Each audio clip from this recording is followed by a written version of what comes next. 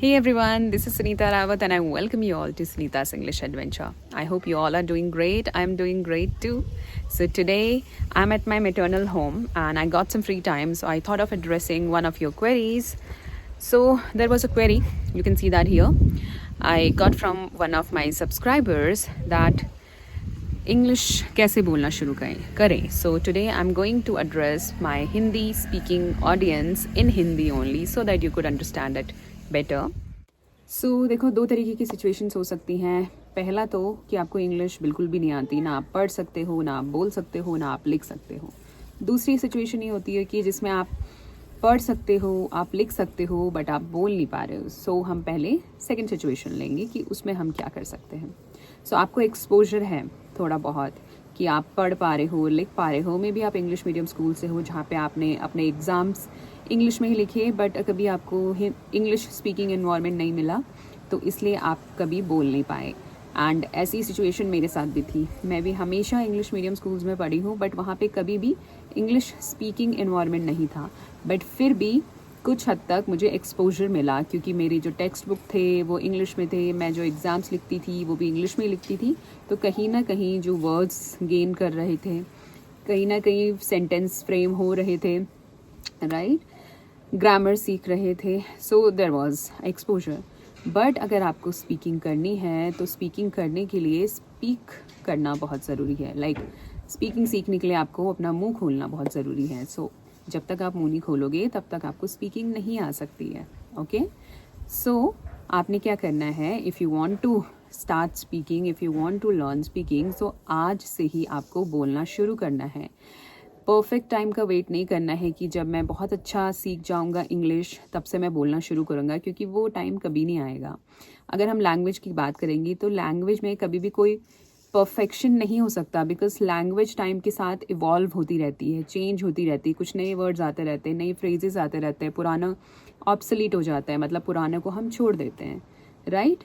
सो इसलिए कभी भी परफेक्शन नहीं हो सकता है. आपको नॉलेज गेन करते रहना है और टाइम के साथ सीखते रहना है. ऑलराइट, सो आज से ही बोलना शुरू करना है.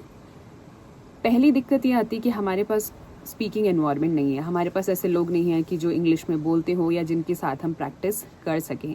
लेकिन अब उसको हम एक्सक्यूज़ नहीं बोल सकते, उसको हम दिक्कत नहीं बोल सकते, क्योंकि अब हमारे पास बहुत सारी ऐसी चीज़ें हैं जैसे कि ऐप्स हैं. जो ऐप्स मैं जानती हूँ, जो मैंने यूज़ करके देखा है, उनका मैं बता देती हूँ. एक तो एस फ्लुएंसी, दूसरी ऐप है सिवी. तो इसमें आप अपने को पार्टनर से, मतलब जो आपकी तरह जो भी इंग्लिश सीख रहे हैं उनके साथ आप प्रैक्टिस कर सकते हो, राइट. एस फ्लुएंसी में भी आपको 30 मिनट्स का फ्री टॉक टाइम मिलता है और सीवी में भी आपको 30 मिनट्स का फ्री टॉक टाइम मिलता है. तो दोनों ऐप्स आप इंस्टॉल कर लो तो आपको 1 आवर का फ्री टॉक टाइम मिलता है पूरे दिन में. ओके, सो 1 आवर इनफ होता है. 1 आवर का प्रैक्टिस कर सकते हो, वो भी टोटल फ्री में. आपको लर्नर्स भी मिल जाएंगे जिनके साथ आप प्रैक्टिस कर सकते हो. तो ये चीज़ तो आप आज से ही शुरू कर सकते हैं. तो अब ये एक्सक्यूज़ नहीं रह गया है कि आपके पास पार्टनर्स नहीं हैं. Okay, so this is sorted. दूसरा, जैसे यूट्यूबर से, जैसे हम लोग आपस में बात करते हैं, आप यूट्यूबर्स से कनेक्ट कर सकते हो, उनके साथ कॉन्वर्जेशन कर सकते हो. अगर आपको एडवांस स्पीकर चाहिए तो अपने हिसाब से आप यूट्यूबर सेलेक्ट करके उनकी प्रोफाइल में जाके उनकी ईमेल आईडी वहाँ से लेके उनको ईमेल कर सकते हो और कॉन्वर्जेशन के लिए रिक्वेस्ट कर सकते हो. तो वहाँ पे भी आपकी प्रैक्टिस हो जाएगी. ऑलराइट, ये चीज़ें भी सेकेंडरी हैं. उससे पहले तो आपको खुद के साथ प्रैक्टिस करनी है, स्पीकिंग प्रैक्टिस. तो ये जो सेल्फ टॉक होना चाहिए, सेल्फ टॉक ज़रूरी है, खुद से बातें करना. ओके, तो उसके लिए भी आपको किसी पार्टनर की ज़रूरत नहीं है. पहली टेक्निक आप यूज़ कर सकते हो मिरर टेक्निक. मिरर टेक्निक में आपके सामने मिरर है, ठीक है. मिरर के सामने खड़े होकर आपको अपने आप को एक टॉपिक दे देना है, ठीक है, और उस टॉपिक पे आपको बात करना है मिरर में देख के, ठीक है.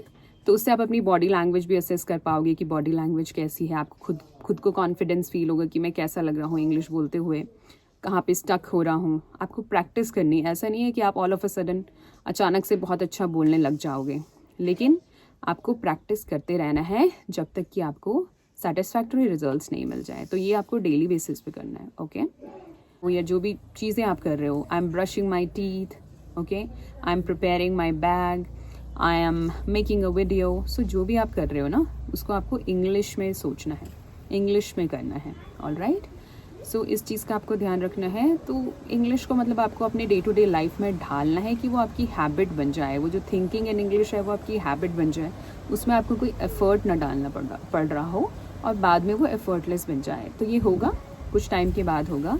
सो इसमें आपको पेशेंस रखना भी बहुत ज़रूरी है, क्योंकि ऑल ऑफ अ सडन नहीं होगा, ओवरनाइट नहीं होगा, धीरे धीरे ये चीज़ें होंगी।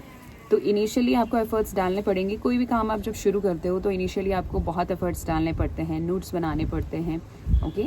धीरे धीरे वो एफर्टलेस हो जाता है। जब आपने कुकिंग शुरू करी होगी, फॉर एग्जांपल आपने कुकिंग शुरू करी, आज आपको चाय बनाने में दिक्कत हो रही है, लेकिन अगर यही चाय आप 2-4 बार बना दोगे तो नेक्स्ट टाइम ये आपके लिए एफर्टलेस हो जाएगा, राइट। सो कोई भी न्यू स्किल हो, कुकिंग हो गया, डांसिंग हो गया, सिंगिंग हो गया, इनिशियली तो एफर्ट्स डालने ही पड़ते हैं। कंसिस्टेंट प्रैक्टिस के साथ, लगातार प्रैक्टिस के साथ वो एफर्टलेस हो जाता है। तो ऐसी लैंग्वेज भी है, इनिशियली आपको एफर्ट्स डालने पड़ेंगे और कंसिस्टेंट लगातार प्रैक्टिस के साथ आपके लिए बहुत ईजी हो जाएगा बोलना। तो मैं आपसे अपना एक्सपीरियंस भी शेयर करूंगी कि मैंने कैसे इंग्लिश सीखी और मैं कौन कौन सी एक्टिविटीज़ करती हूँ डेली बेसिस पे अपने इंग्लिश को इम्प्रूव करने के लिए। बट उससे पहले हम उन लोगों को एड्रेस करेंगे जिनको पढ़ना नहीं आता, लिखना नहीं आता और बोलना भी नहीं आता इंग्लिश। तो उनको कैसे अप्रोच करना है इंग्लिश को। तो देखो, आप डायरेक्टली रीडिंग नहीं कर सकते बिकॉज आपको आइडिया नहीं है कि इस पर्टिकुलर वर्ड को कैसे प्रोनाउंस करना है, कैसे बोलना है, ठीक है, वॉइस मॉड्यूलेशन कैसे करना है, तो वो आइडिया नहीं है। वो आइडिया आपको कहाँ से लगेगा, जब आप वीडियोस देखोगे, ठीक है। तो आपको शुरू करना है लिसनिंग और वॉचिंग से। तो आप ले सकते हो चिल्ड्रन स्टोरीज़। आप यूट्यूब किड्स में आपको बहुत सारा कंटेंट मिल जाएगा चिल्ड्रन रिलेटेड, क्योंकि यूट्यूब किड्स मेनली चिल्ड्रन को टारगेट करता है, किड्स को टारगेट करता है। तो आपको वो देखना है, ठीक है।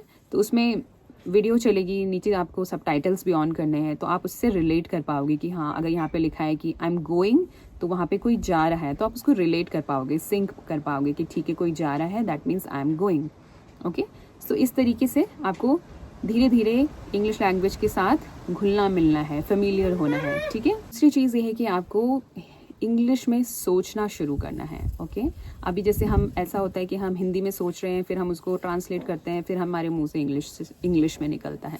तो उस चीज़ को हमें अवॉइड करना है, क्योंकि इससे क्या होता है कि जो हमारा स्पीकिंग का प्रोसेस है वो थोड़ा सा स्लो हो जाता है।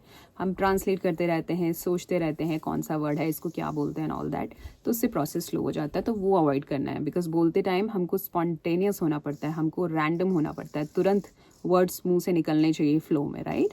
सो वो जब आप ट्रांसलेशन को हटाओगे और इंग्लिश में ही थिंकिंग स्टार्ट करोगे, तभी वो पॉसिबल हो पाएगा, ओके। सो वो कैसे करना है, पहली बात तो आपको अपने आसपास की चीज़ों का नाम इंग्लिश में पता होना चाहिए, तभी तो आप सेंटेंसेस बना पाओगे, तभी तो आप उसके बारे में सोच पाओगे। तो इतनी क्यूरियोसिटी होनी चाहिए अंदर, इतनी जिज्ञासा होनी चाहिए। अगर आपको कुछ स्किल सीखनी है, लैंग्वेज स्किल सीखनी है, तो इतनी जिज्ञासा होनी चाहिए कि इस चीज़ का नाम मुझे इंग्लिश में नहीं पता, तो इसको एक्चुअली बोलते क्या है। तो सर्च करो इंटरनेट पे, ओके, नोट्स बनाओ। फॉर एग्जांपल कुर्सी, ओके, लेट्स सपोज आपको नहीं पता है कि कुर्सी को चेयर बोलते हैं। नाउ आपने सर्च करा तो अब आपको पता चल गया, तो उसके नोट्स बनाओ कि कुर्सी को चेयर बोलते हैं, मेज को टेबल बोलते हैं, पेड़ को ट्री बोलते हैं। Just make notes, okay, and उसको रिवाइज करो, उसको लर्न करो। जब आपके पास वर्ड्स होंगी तभी तो सेंटेंसेस भी बन पाएंगे, ठीक है। तो ये चीज़ आपको करनी है। बाकी जो आप डे टू डे एक्टिविटीज़ कर रहे हो, जैसे आप सुबह 6 बजे उठ रहे हो, फिर आप शावर ले रहे हो, फिर आप ब्रेकफास्ट बना रहे हो, फिर आप बच्चों को स्कूल के लिए रेडी कर रहे हो, जो भी आप डे टू डे एक्टिविटीज़ कर रहे हो, आपको आना चाहिए कि इसको इंग्लिश में कैसे बोलें। तो लर्न करो, इन सेंटेंसेस को लर्न करो। ये सारे सेंटेंसेस आपको इंटरनेट से भी मिल जाएंगे। चैट जीपीटी की भी हेल्प ले सकते हो। चैट जीपीटी एप्लीकेशन होता है, उस एप्लीकेशन को इंस्टॉल करो और चैट जीपीटी से आप सारी हेल्प ले सकते हो। जो भी आपको इंग्लिश का कोई भी हेल्प चाहिए, इंग्लिश का ही नहीं, वैसे भी कोई भी हेल्प चाहिए, तो आप चैट जीपीटी से ले सकते हो। तो ये ट्राई करके देखना, ओके। और फिर आपको छोटे छोटे सेंटेंसेस बनाने हैं, okay. For example, the weather is so good today, the weather is pleasant today, okay. There is a tree, I am a lady, okay. I am sitting, like that, I am talking. So ऐसे छोटे छोटे sentences से शुरुआत करो, grammar में नहीं घुसना है, ओके। ये जो सेंटेंसेस हैं ये आपको वीडियोस के थ्रू भी मिल जाएंगे, ओके। और बुक्स के थ्रू भी मिल जाएंगे। तो धीरे धीरे आपको ऐसे शुरुआत करनी है और अपने आप को और ज़्यादा एक्सपोज करते रहना है टाइम के साथ इंग्लिश लैंग्वेज से। वीडियोस ऐसा भी नहीं है कि एक बार में आप बहुत सारी वीडियोस देख रहे हो, अपना दिमाग को इतना बर्डन डाल रहे हो वीडियोस देख के, एट द एंड आप सोच रहे हो मैं तो कुछ सीख ही नहीं पा रहा हूँ, आप ओवरवेल्म फील कर रहे हो, ऐसा लग रहा है कि बहुत ज़्यादा इनपुट ले लिया है बट आउटपुट कुछ दे नहीं पा रहा हूँ। तो ऐसे आपको बहुत ज़्यादा एंक्शियस फील होगा, बहुत ज़्यादा बेचैनी फील होगी कि मैं कुछ कर नहीं पा रहा हूँ। तो आपको थोड़ा थोड़ा लेना है, चंक्स में आपको काम करना है। एक वीडियो देखो और उसका पूरा यूज़ करो, उसका पूरा फ़ायदा उठाओ। ओके, तो एक वीडियो देखा, जब आप बिगिनर हो तो आपको वीडियोस रिपीट में भी देखनी होंगी, आपको एफर्ट्स डालने होंगे। ठीक है, तो जब आप एक वीडियो देख ली, सबटाइटल्स के साथ देखो, 2-3 बार देखो। ठीक है, पहली बार में हो सकता है उतना समझ नहीं आए, दूसरी बार में और बेटर समझ आएगा, तीसरी बार में और अच्छा समझ आएगा। ठीक है, तो 2-3 बार वीडियोस देखो, जो अच्छे वर्ड्स लग रहे हैं उनको नोट करो, जो अच्छे सेंटेंसेस लग रहे हैं उनको नोट करो और लर्न करो। जब शुरुआत में ऐसा होता है कि हमको लर्न करना पड़ता है चीज़ें एज इट इज़, और जब आप उसको लर्न करके बोलते हो तो आपको कॉन्फिडेंस आता है कि मैं ये चीज़ बोल पाया हूँ और मैंने करेक्ट बोली। ओके, सो ये भी एक तरीका है कॉन्फिडेंस गेन करने का। बिकॉज हम लोग अक्सर इसलिए नहीं बोल पाते, लैक ऑफ कॉन्फिडेंस की वजह से हमको हेजिटेशन होता है कि कहीं मैं गलत तो नहीं बोल रहा हूँ। लेकिन अगर आपने कोई चीज़ एज इट इज़ लर्न करी है तो ऑब्वियसली आप उसको करेक्ट बोल रहे हो, तो आपको थोड़ा सा कॉन्फिडेंस आता है। ठीक है, जैसे कि गुड मॉर्निंग हो गया, गुड नाइट, ये सब चीज़ें हमने लर्न करी है, राइट। हम इसको कॉन्फिडेंटली बोलते हैं बिकॉज हमें पता है कि हम सही बोल रहे हैं। How are you doing, I am fine, where are you going, I am going to school, okay, I am a girl, like that. I am from Uttarakhand. So आपको पता है कि ये सेंटेंसेस करेक्ट है, आपने ये लर्न करें, आप कॉन्फिडेंटली बोलते हो। तो ऐसी और फ्रेजेस लर्न करो, ऐसी और सेंटेंसेस लर्न करो और उनको बोलो। ओके, सो इसी तरीके से शुरुआत होती है। जो भी आप न्यू वर्ड्स लर्न कर रहे हो सकता है आपके पास स्पीकिंग इंग्लिश इन्वायरमेंट नहीं है, लेकिन फिर भी थोड़े बहुत इंग्लिश के वर्ड्स आप अपनी हिंदी या फिर मदर टंग में डालना शुरू करो। ठीक है, जैसे कि आज मुझे बहुत फ्रस्ट्रेटेड फील हो रहा है, ऑलराइट। सो ये जो फ्रस्ट्रेटेड वर्ड है ये इंग्लिश का है, तो मैंने अपनी हिंदी में डाल दिया, आज मुझे बहुत फ्रस्ट्रेटेड फील हो रहा है। तो ये सामने वाला अगर हिंदी स्पीकिंग एनवायरनमेंट भी है आपके साथ तो आप उसमें यूज़ कर सकते हो। ठीक है, मुझे कंफर्टेबल फील हो रहा है, तो वो सामने वाला भी समझ जाता है, नहीं समझा तो उसको समझा दो। कंफर्टेबल मीन्स कि मुझे आरामदायक फील हो रहा है। ओके, सो ऐसी जो भी वर्ड्स लर्न कर रहे हो, अगर इन्वायरमेंट नहीं भी है लेकिन फिर भी आपको धीरे धीरे इंग्लिश के वर्ड्स उसमें डालना है, क्योंकि आप जो लर्न कर रहे हो उसको अप्लाई करना ज़रूरी है, तभी आपको याद रहेगा। ओके, तो ऐसे धीरे धीरे डालना शुरू करो। और जो ऐप्स के थ्रू आप अपने को लर्नर्स के साथ प्रैक्टिस करोगे, वहाँ पे पूरा का पूरा इंग्लिश में बोलने की कोशिश करो। भले ही टूटी फूटी ब्रोकन इंग्लिश बोल रहे हो, चलेगा। ओके, क्योंकि वो भी को लर्नर्स हैं, वो भी इसी तरीके की इंग्लिश बोलते हैं। तो आपके पास एक एनवायरनमेंट है जहाँ पे आप बिना जजमेंट के, ठीक है, आराम से टूटी फूटी इंग्लिश बोल सकते हो और जो भी आप सीख रहे हो उसको वहाँ पे अप्लाई कर सकते हो। ओके, सो ये चीज़ आपको करनी है। ठीक है, दूसरा आपको राइटिंग शुरू करनी है। ऑलराइट, राइटिंग इसलिए बहुत ज़रूरी है क्योंकि देखो, जो भी आप सीख रहे हो, आप अचानक से उसको बोलने में थोड़ा सा हम अपने थॉट्स को स्ट्रक्चर नहीं कर पाते। हमारे दिमाग में बहुत सारी चीज़ें होती है, मैं ये भी बोल सकता हूँ, वो भी बोल सकता हूँ, लेकिन बोलते टाइम वो स्पॉन्टेनियसली नहीं निकलता है, वो फ्लो में नहीं निकलता है। लेकिन जब आप राइटिंग करते हो, आपके पास टाइम होता है सोचने का, वर्ड्स को रिकॉल करने का और अपने थॉट्स को स्ट्रक्चर वे में लिखने का। ठीक है, कुछ गलत भी हो गया तो उसको कट करके नेक्स्ट पेज पे लिख दिया और रिवाइज्ड वे में लिख दिया। ठीक है, तो ये जो प्रैक्टिस होगी ना, आप डेली बेसिस पे जो राइटिंग प्रैक्टिस करोगे, उससे आप अपने थॉट्स को भी स्ट्रक्चर कर रहे हो। तो जिस तरीके से आप लिखोगे ना, वैसे ही आपकी स्पीकिंग में भी निकलेगा। तो ये चीज़ आप नोटिस करना कि जिस तरीके से आप लिखते हो तो वही चीज़ आपकी स्पीकिंग भी उसी तरीके से होगी। ठीक है, जिस तरीके का आप कंटेंट देखोगे उसी तरीके की आपकी स्पीकिंग भी होगी, उसी तरीके के आपके थॉट्स भी होंगे। तो हम इन्फ्लुएंस होते हैं, जैसे कहते हैं ना, जैसी संगत वैसी रंगत। तो जिस तरीके के आप कंटेंट देखोगे, जिस तरीके के आप लोगों के साथ रहोगे, जिस तरीके की आप इंग्लिश सीखोगे या देखोगे, उसी तरीके की बोलोगे, उसी तरीके की लिखोगे।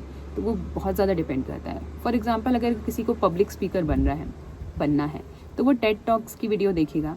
जब वो टेड टॉक्स की वीडियो देखेगा तो कहीं ना कहीं वो उससे इन्फ्लुएंस होकर उन्हीं की तरीके से बात करने की कोशिश करेगा और बोल पाएगा, बिकॉज कोशिश करेगा तभी तो आगे बोल पाएगा जब एफर्ट्स डालेगा, राइट। आप सिचुएशनल इंग्लिश भी सीख सकते हैं। लेट्स सपोज कि मैं अपने स्कूल में जा रही हूँ अपने बच्चे की पेरेंट्स टीचर मीटिंग में। सो ये एक सिचुएशन है, मुझे ऑलरेडी पता है कि मैं इस सेटिंग में जाने वाली हूँ, तो मैं कुछ वर्ड्स फ्रेजेस ऑलरेडी प्रिपेयर कर सकती हूँ, उसको लर्न कर सकती हूँ, फिर उसको यूज़ कर सकती हूँ। ओके, इसको सिचुएशनल इंग्लिश बोलते हैं कि मैं प्लान कर लूँ कि मैं वहाँ पे कैसे बोलूँगा, क्या बोलूँगा, ऑल दैट। तो आप लर्न करो धीरे धीरे, ऐसे ही आपका जो सेंटेंस बैंक है, वर्ड बैंक है, वो फिल होता रहेगा। आप लर्न करते रहोगे, वो फिल होता रहेगा, ठीक है। इनिशियली क्रैमिंग से शुरू होगा, धीरे धीरे आपको नेचुरली ये सब चीज़ें आने लगेंगी जब आप समझने लग जाओगे। ओवर टाइम समझने लग जाते हैं।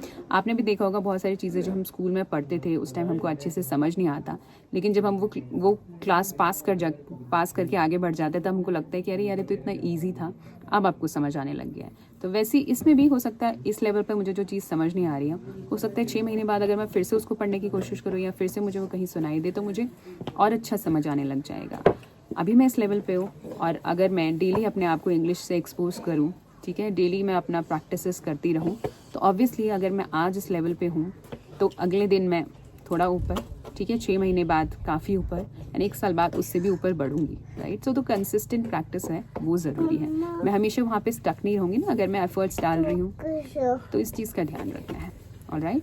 सो इंग्लिश स्पीकिंग जर्नी में एक तो कंसिस्टेंसी चाहिए, मतलब रेगुलर प्रैक्टिस चाहिए, पेशेंस चाहिए, क्योंकि ये ओवरनाइट नहीं होगा, ठीक है। आपको 3 महीने, 6 महीने, 1 साल, 2 साल, कितना भी टाइम लग सकता है, क्योंकि सबका पेस अलग अलग होता है सीखने का। कोई स्लोली सीखता है, कोई जल्दी सीख जाता है, कोई क्विक लर्नर होता है। तो पेशेंस रखना है, ठीक है। सेल्फ बिलीव होना चाहिए, अपने आप पे भरोसा होना चाहिए कि मैं कर सकता हूँ, क्योंकि अगर आपको सेल्फ डाउट है फिर तो आप कभी नहीं कर पाओगे। ओके, सो सेल्फ बिलीव होना ज़रूरी है कि मैं कर सकता हूँ, एंड फिर अपने एफर्ट्स डालो, एक्शंस लो, उसके लिए उस डायरेक्शन में काम करना शुरू करो, ठीक है। तीसरा है, जो अपने आसपास के लोग हैं जो आपका मजाक उड़ाते हैं, या अगर ऐसा कोई है या कुछ भी बोलते हैं तो उन पे ध्यान नहीं देना है। ओके, फोकस्ड रहना ज़रूरी है अपने गोल पे। आपका गोल है कि आपको इंग्लिश में फ्लुएंसी लानी है, तो आपको उस गोल पे फोकस्ड रहना है, ऑलराइट।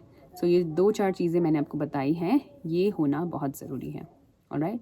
धीरे धीरे आपको कॉन्फिडेंस भी आ जाएगा, हेजिटेशन भी चली जाएगी, इंग्लिश भी आ जाएगी, और एक टाइम पे आपको ऐसा लगेगा कि ये कितना ईजी था, मैं तो खाली इतनी टेंशन ले रहा था, ठीक है। तो ईजी होता है, जैसे हम हिंदी हमने कितनी ईजिली सीख लिया, हम डे टू डे लाइफ में बोलते हैं, तो वैसे इंग्लिश के लिए भी आपको आर्टिफिशियल एनवायरनमेंट बनाना है, और बाद में ये आपके लिए भी बहुत ईजी हो जाएगा। आपको लगेगा कि ये तो बहुत ईजी था, ठीक है, जब आप सीख जाओगे, लेकिन एफर्ट्स डालने पड़ेंगे। सो अब बात करते हैं कि मैंने इंग्लिश कैसे सीखी। तो जैसे कि मैंने ऑलरेडी बताया कि मैं हमेशा से इंग्लिश मीडियम स्कूल्स में थी, मैं केवी में पढ़ी हूँ। मेरे फादर आर्मी में थे, तो मैंने बहुत सारे केवीज़ में, क्योंकि पापा का ट्रांसफ़र होता रहता था, तो हम बहुत सारे केवीज़ में पढ़े हैं। सो इंग्लिश मीडियम था, हमने हमेशा एग्ज़ाम्स भी इंग्लिश में ही लिखे हैं, बट स्पीकिंग एनवायरनमेंट नहीं था, तो हमने कभी इंग्लिश में बात नहीं करी। और मैं बहुत ही ज़्यादा शाय थी, रिजर्व थी, तो मैं वैसे भी ज़्यादा बात नहीं करती। तो इंग्लिश तो दूर की बात है, मैं हिंदी में भी उतना बात नहीं करती थी। बट ओवर टाइम जब आप एक्सपोज होते हो, जब आप बाहर रहते हो, मैं अपनी फैमिली से भी दूर रही, हॉस्टल में रही, तो आपको एक्सपोजर मिलता है थोड़ा ना लोगों से बात करने का। तो धीरे धीरे मैं एक्सट्रोवर्ट बनी, थोड़ा सा एक्सट्रोवर्ट भी नहीं, यू कैन से एम्बिवर्ट बनी। उसके बाद इंग्लिश का एक्चुअली क्या हुआ, जब मेरी जॉब लगी, हम इंटरव्यूज़ भी इंग्लिश में ही देते थे, बट ब्रोकन इंग्लिश थी, मैनेजेबल इंग्लिश थी। फिर मैं एचआर बनी, उसमें भी मेरी मैनेजेबल इंग्लिश थी, क्योंकि हम कैंडिडेट्स से बात करते थे, तो जैसे तैसे मैनेज करके बात करते थे, जितनी भी आती थी उसको मैनेज करके हम बोल लेते थे। बट उसके बाद 2.5 ईयर्स एज एचआर जॉब करने के बाद फिर मैंने अपनी जॉब छोड़ी, और मैं फिर अराउंड 5-6 साल में घर पे ही थी। तो बिल्कुल भी कोई भी ऐसा इन्वायरमेंट नहीं था कि मैं जहाँ मैं इंग्लिश में बोलूँ, या फिर मैं कुछ भी ऐसा क्रिएटिव करूँ या जो भी है, क्योंकि बच्चों के साथ ये सब चीज़ें, बच्चों के साथ मतलब बिज़ी हो जाते हैं, फैमिली रिस्पॉन्सिबिलिटीज़ के साथ बिज़ी हो जाते हैं, तो ऐसा कुछ था नहीं। फिर अचानक से एक दिन मैंने यूट्यूब पे किसी की वीडियो देखी जो किसी और के साथ अपनी इंग्लिश प्रैक्टिस कर रहे थे, तो मैंने भी उन्हें अप्रोच करा और इंग्लिश में उनके साथ कॉन्वर्जेसन करी। मुझे रियलाइज़ हुआ कि मेरा कॉन्फिडेंस जैसा पहला था वैसा अब नहीं रहा, तो मुझे भी इस पर वर्क करना चाहिए। और इंग्लिश मुझे पहले से ही अच्छी लगती थी, क्योंकि मुझे कॉन्फिडेंट फील होता है इंग्लिश में बात करके, तो मुझे लगा कि मुझे इस पर वर्क करना चाहिए। सो उसके बाद मैंने भी अपना यूट्यूब चैनल क्रिएट किया, और ऐसे ही यूट्यूबर्स को कनेक्ट किया, अपने को लर्नर्स को कनेक्ट किया इंग्लिश प्रैक्टिस करने के लिए। तो देखो मैंने वीडियो कॉल पे प्रैक्टिस करनी शुरू की, तो मिड अगस्त से, लास्ट ईयर 2024 से मिड अगस्त से अभी तक मैं डेली कॉन्वर्जेशंस करती हूँ वीडियो कॉल पे। तो वो कंसिस्टेंट प्रैक्टिस है, मतलब कि मैं कंसिस्टेंटली, मैं लगातार इंग्लिश स्पीकिंग प्रैक्टिस कर रही हूँ, तब मुझ में इतना इम्प्रूवमेंट हुआ है। ठीक है, बट इसके साथ में आपको इनपुट, अपने ब्रेन को इनपुट देना भी ज़रूरी है, तभी तो आउटपुट भी निकलेगा ना, तभी तो इम्प्रूवमेंट होगी। अदरवाइज़ आप उसी पोजीशन पे स्टेगनेंट रहोगे, स्टक रहोगे वहीं पे, जितना आता है उतना ही, बस ये है कि आप बोलते जा रहे हो बट जितना आता है उतना ही, ब्रोकन इंग्लिश। तो आपको इम्प्रूव भी करना है, तो इनपुट की भी ज़रूरत है। ओके, तो फिर मैंने वीडियोस देखनी शुरू करी इंग्लिश में, जो मेरा पहले मैं हिंदी में देखती थी वीडियोस, इंटरेस्टिंग वीडियोस, अब मैंने उसको कम्प्लीटली इंग्लिश में चेंज कर दिया। तो जो भी मेरे पास टाइम होता था, जैसे कि खाना बनाते टाइम, रोटी बनाते टाइम, मैं अपने सामने फ़ोन रख लेती थी और इंग्लिश में जो भी इंटरेस्टिंग कंटेंट मुझे लगता था मैं उसको साथ साथ सुनती रहती थी। ठीक है, और चैट जीपीटी का यूज़ करना मैंने शुरू किया। चैट जीपीटी का मैं बहुत ज़्यादा यूज़ करती हूँ, और जहाँ पे भी मुझे लगता है कि यहाँ पे मैं सेंटेंस नहीं बना पा रही हूँ, तो मैं चैट जीपीटी की उससे हेल्प लेती हूँ। फॉर एग्जांपल, एक दिन मैं अपने हस्बैंड से पूछ रही थी, एक सेंटेंस बनाने का ट्राई कर रही थी कि आपने बेबी को डायपर पहना दिया, बट मैं नहीं बना पाई। तो और मुझे डाउट भी हो रहा था कि मैंने सही बनाया कि नहीं बनाया, तो फिर मैंने चैट जीपीटी की हेल्प ली, उसी सेंटेंस को इंग्लिश में कैसे बोलें। तब मुझे पता चला कि इसको हम बोल सकते हैं कि did you put diaper on him. तो फिर मैंने तब से सीख लिया और मैं अब इसको यूज़ करती हूँ, राइट। तो जहाँ पे भी आप स्टक हो, क्योंकि ऐसा ज़रूरी नहीं ना कि आपको सब चीज़ें आती हो, तो जहाँ पे भी आप स्टक हो, आप किसी की हेल्प लो, चैट जीपीटी की हेल्प ले सकते हो, इंटरनेट की हेल्प ले सकते हो। ठीक है, और उसको सीखो और यूज़ करो, तभी तो याद भी रहेगा। जब तक आप यूज़ नहीं करोगे आपको याद नहीं रहेगी वो चीज़ें। ऑल राइट, सो इंग्लिश में कंटेंट देखना शुरू किया, पॉडकास्ट सुनना मैंने शुरू किया। ओके, रणबीर अलाहाबादिया का पॉडकास्ट मैं सुनती हूँ। ओके, और एक शो है द एलन शो। सो अगर आप इंटरमीडिएट लेवल स्पीकर हो या एडवांस लेवल स्पीकर हो तो आपको द एलन शो आप देख सकते हो। इनिशियली आपको बच्चों की वीडियोस से शुरू करना है, और धीरे धीरे जैसे आप लेवल अप करोगे, जैसे इस लेवल पे मैं अब नेटिव स्पीकर्स को सुनती हूँ, नेटिव स्पीकर्स के ब्लॉग्स देखती हूँ, नेटिव स्पीकर्स की पॉडकास्ट देखती हूँ, क्योंकि अब मुझे अच्छे से समझ आता है, I am very comfortable with it, तो मैं सुनती हूँ। ठीक है, तो आपको अपने लेवल के हिसाब से देखना है। ओके, बिगिनर्स हो तो children related stories, children related videos, वो सब चीज़ें आपको देखनी है। उसके बाद थोड़ा इंटरमीडिएट लेवल पे जाते हो तो जो अच्छे स्पीकर होते हैं ना, फ्लुएंट स्पीकर, उनको आप सुनो। फिर एडवांस लेवल पे जाते हो तो नेटिव स्पीकर्स को सुनना शुरू करो। ऑल राइट, बुक्स पढ़ना शुरू करो। ठीक है, सबसे बेस्ट बुक है आजकल, अगर आपको कोई बेस्ट ऑथर है तो सुधा मूर्ति जी बहुत ही सिंपल लैंग्वेज में बुक्स लिखती हैं और सबकी समझ आ जाता है। बिगिनर्स को थोड़ा सा टफ लगेगा, टफ एज इन टफ भी नहीं लगेगा, बट आप थोड़े से फेमिलियर हो जाओगे इंग्लिश लैंग्वेज के साथ। ठीक है, अगर आप सुधा मूर्ति की बुक भी नहीं लेते हो तो चलो चिल्ड्रन बुक से शुरू कर दो। तो जब आप इंटरमीडिएट पे पहुंच जाओ या फिर प्री इंटरमीडिएट पे पहुंच जाओ तो सुधा मूर्ति जी की बुक से शुरू करो। बहुत अच्छी लैंग्वेज होती है, बार बार आपको डिक्शनरी देखने की ज़रूरत नहीं पड़ती है उसमें। ठीक है, सो ये चीज़ें कर सकते हो। उसके अलावा भी अगर आपको कोई बुक्स इंटरेस्टिंग लगती है तो आप वो भी पढ़ सकते हो। तो एक्सपेरिमेंट करना पड़ता है कि इनिशियली ना हमको एक्सपेरिमेंट करना पड़ता है कि कौन सी बुक में हमें इंटरेस्ट आ सकता है। कई बार हम बुक परचेज कर लेते हैं, फिर हमें इंटरेस्ट नहीं आता उसको पढ़ने में, राइट। तो कोई बात नहीं, एक्सपेरिमेंट करो जब तक आपको आपका फेवरेट जॉनरा ना मिल जाए, जब तक आपको अपना एरिया ऑफ इंटरेस्ट नहीं मिल जाए, तब तक आप एक्सपेरिमेंट करते रहो चीज़ों के साथ। जब मिल जाए उसके बाद उसी को कंटिन्यू करो, और टाइम टू टाइम आपका टेस्ट भी बदलता रहता है, तो अकॉर्डिंगली आप चेंज करो, वो टोटली आपके ऊपर है। ठीक है, तो ऐसे कोई हार्ड एंड फास्ट रूल नहीं है कि इसी बुक को पढ़ना है या इसी वीडियोस को देखना है। आपको खुद को एक्सपेरिमेंट करना है, जो भी आप इंजॉय कर सको। इंजॉय करना भी ज़रूरी है एट द सेम टाइम, तभी आप उसको अच्छे से सीख पाओगे। ठीक है, तो उसके अलावा मैं क्लासेस लेती हूँ। ठीक है, तो मुझे 3-4 महीने हो गए क्लासेस लेते हुए भी। सो अगर आप क्लासेस ना भी लो, लेकिन अपना जो नॉलेज आप गेन कर रहे हो उसको शेयर करना ज़रूरी है। जितना ज़्यादा आप शेयर करोगे, जितनी बार आप उसको रिपीट करोगे, उतना ज़्यादा वो आपके माइंड में अच्छे से रह जाएगा, रजिस्टर हो जाएगा। ठीक है, तो जैसे मैं क्लासेस के थ्रू शेयर करती हूँ, जो मैंने सीखा मैं किसी और के साथ शेयर कर रही हूँ, तो मेरा वो रिवाइज हो रहा है। ठीक है, मैं उसको और अच्छे से जान रही हूँ, उसमें और ज़्यादा डीप में जा रही हूँ, उसको अच्छे से सीखने की कोशिश कर रही हूँ, क्योंकि मुझे किसी और को बताना है। अगर आपके पास स्टूडेंट्स नहीं भी हैं तो आप सिंपली एक तकिया रख लो सामने, या कोई भी चीज़, कोई भी ऑब्जेक्ट हो, ऐसा आप प्रिटेंड करो कि मैं उसको समझा रहा हूँ। ठीक है, आपको वो चीज़ समझानी है। आपके पास कोई छोटा बच्चा है घूम रहा हो, उनको बिठा दो, उनको समझाओ कॉन्सेप्ट। ठीक है, आप खुद तो सीख रहे हो, आप साथ में उनको भी सिखा रहे हो, तो विन विन सिचुएशन है। आपको शेयर करना है, ठीक है, तो ये चीज़ें आप करो। और उसके अलावा मैं क्या करती हूँ, मैं क्लासेस लेती हूँ, मैं वीडियोस देखती हूँ, पॉडकास्ट देखती हूँ। राइटिंग में अभी उतना नहीं करती हूँ क्योंकि अभी मैं इंटरमीडिएट लेवल पे हूँ, तो अगर मैं राइटिंग नहीं भी करूँ तो चलेगा, बट यस मुझे पता है कि राइटिंग बहुत ज़्यादा हेल्प करता है आपके थॉट्स को स्ट्रक्चर करने में। तो राइटिंग अगर मैंने शुरू कर दी तो काफ़ी ज़्यादा इम्प्रूव हो जाएगा। बट मेरे अपने एक्सक्यूज़ेस हैं राइटिंग ना करने के, क्योंकि बहुत ज़्यादा काम हो जाता है, फिर टायर्डनेस होती है, क्लासेस भी लेती हूँ, सो काफ़ी कुछ हो जाता है।